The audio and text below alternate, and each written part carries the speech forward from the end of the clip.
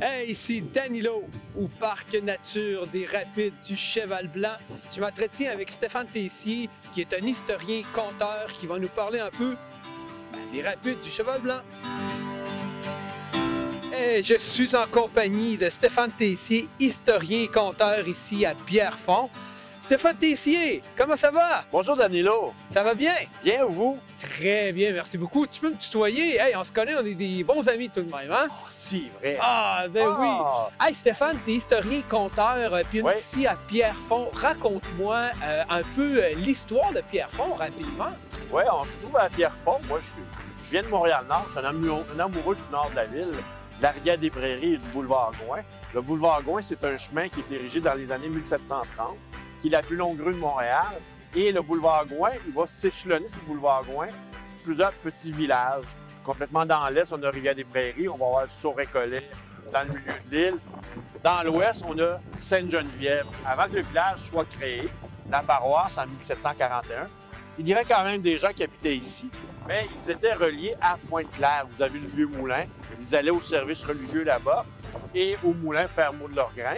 Mais éventuellement, la distance, ça commence à être compliqué. Donc, on décide de créer une propre paroisse en 1741, Sainte-Geneviève.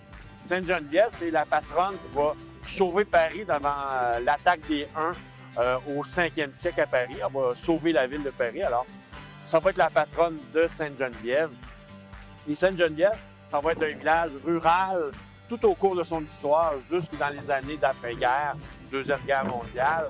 Et éventuellement, le secteur où on retrouve la vieille église de Sainte-Geneviève, ça va devenir le noyau villageois. Mais à l'extérieur, ça va être des terres agricoles et les gens ils ont un autre mode de vie. Donc, à l'intérieur même de Sainte-Geneviève, il va y avoir une séparation éventuellement.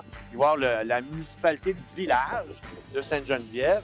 Il va y avoir la municipalité de paroisse, celui qui était en périphérie du village, qui va devenir la municipalité de paroisse de Sainte-Geneviève, qu'on va appeler aussi Sainte-Geneviève de Pierrefonds, éventuellement. Et éventuellement, tout ça va devenir Pierrefonds. Alors, à l'origine, c'était Sainte-Geneviève.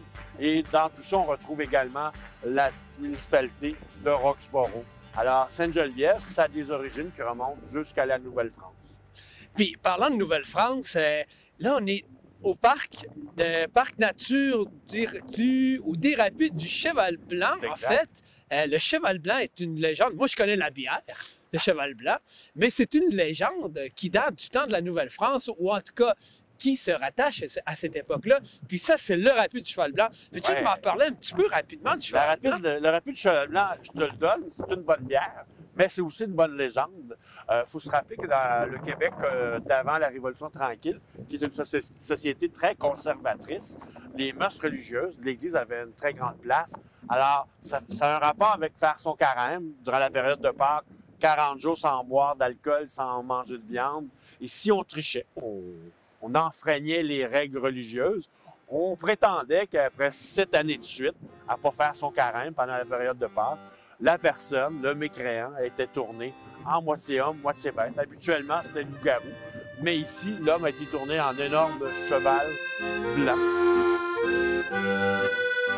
Hey, salut! Moi, je m'appelle le Bourreux. Derrière moi, on a le Rapide du Cheval-Blanc. On est en ce moment à Sainte-Geneviève, Pierrefonds. Moi, je viens du Sault-Récollet, dans le coin d'Ontic. Dans ce coin-là, il y a l'église qu'on appelle l'église de la Visitation. C'est la plus ancienne église de Montréal. Elle a une histoire particulière. Moi, j'ai participé à la construction de l'église, il s'est passé quelque chose. Tu sais que pendant la période de Pâques, il y a le carême. 40 jours sans boire, puis sans manger de viande. Puis il était à savoir si tu trichais. Ben après 7 années de suite, tu ne faisais pas ton carême, il y avait une punition. On te transformait en moitié homme, moitié bête. Il y a Gervais Blégnier du Jarry, un habitant de la Côte-Saint-Michel, qui n'a pas fait son carême depuis 7 années de suite. En plus, il était roux. On va te dire une affaire, cet homme-là, le bon Dieu le tournait en moitié homme, moitié cheval. En moitié homme, moitié cheval blanc. Lui, pour se venger du bon Dieu, il venait démolir la maison de Dieu qu'on construisait, l'église de la Visitation. Les gens de la Côte-Saint-Michel se plaignaient de participer à la construction de l'église. Il venait d'être rattaché à notre paroisse, puis c'était les corvées dans ce temps-là. Il fallait participer aux travaux de la paroisse, dont l'église en ce cas-ci. Et il s'en plaignait, puis il s'en plaignait. Puis en plus d'être un plaignard, ben, c'était un mécréant. Ben, il était puni. Ben, il venait démolir l'église, se venger du bon Dieu. Le curé, un jour, il a fait fabriquer un mort de cheval par le forgeron du village. Le forgeron, il a fait faire un mort, mais avec des crucifix gravés dedans. Un soir, ils ont entendu l'église, puis ils ont attrapé le cheval en glissant le mort dans la gueule. Puis une fois, le cheval avec le mort dans la gueule était rendu obéissant. Fait qu'ils se sont servis de la dite bête pour traîner les pierres pour construire l'église. Mais sans faire boire, sans faire nourrir le cheval pendant tous les travaux de l'église.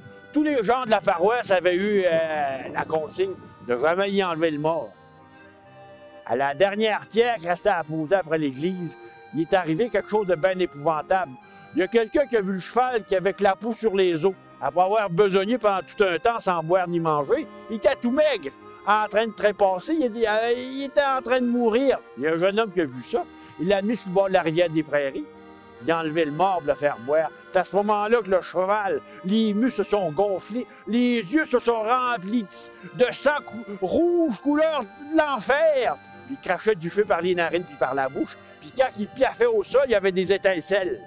C'est à ce moment-là que le cheval, d'un coup d'échine, il s'est dégagé de l'emprise du garçon, s'il m'a galopé le long de la rivière des Prairies, du Saut-Récollet, d'Ontic, jusqu'à ici, en face de l'île Bizarre. Il a fait 7 bonds. Au 7e bond, il s'est précipité dans la rivière des Prairies. Puis une fois arrivé dans la rivière, grosse explosion. Pow!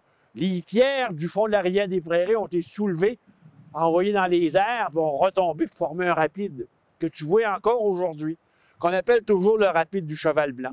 Chaque fois que je passe par l'église de la Visitation, puis je vois la pierre manquante, ou bien que je me ramasse ici, puis je vois le rapide du Cheval Blanc, je me dis toujours que Pâques, c'est pas quelque chose qu'on badine, là, qu'on niaise pas avec ça. On boit pas, puis on mange pas. Ben du moins, faut pas que ça se sache. Avoyeux.